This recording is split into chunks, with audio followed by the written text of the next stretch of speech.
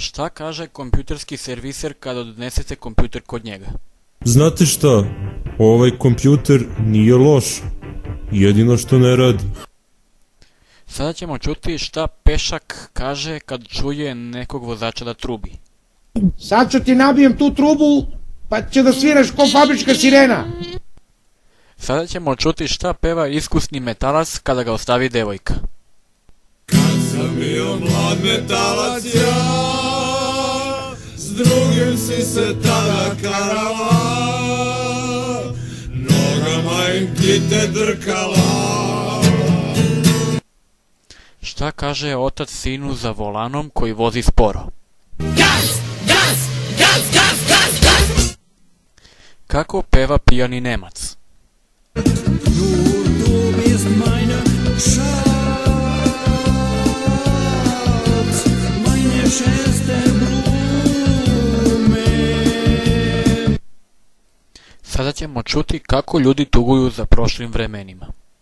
Više ništa nije i neće biti kao pre. Šta pevaju narkomani? Volimo hašiš, oči nam se stakle. Šta kaže komšija komšinici kad vidi svog sina u vezi sa njenom ćerkom? Moj se pevac Panđo sa tvoju kokošku. Kako provede tinejdžer jutro čim se probudi?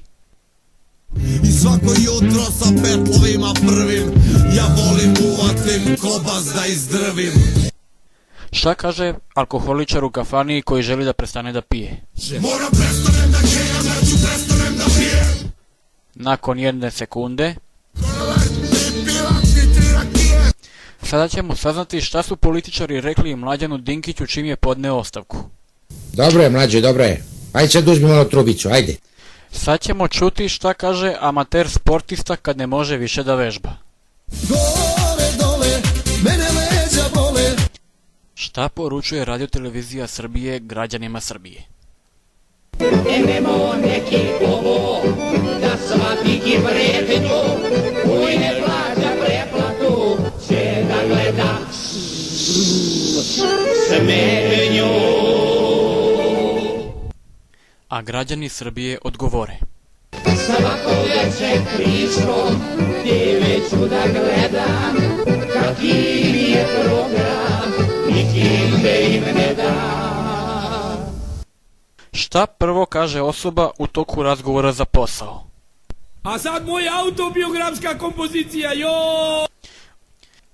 Kad se sretnu dva drugara, neoženjeni kaže oženjenom: Povedi ženu na vašar, tolika je gužva, 100% će je izgubiš. Šta kaže muž ženi kad se vrati mrtav pijan kući? Istina nije da sam se ušiko, pa čak i da jesam, nisam nešto mnogo, ali to je sve zbog ljubavi sa tobom.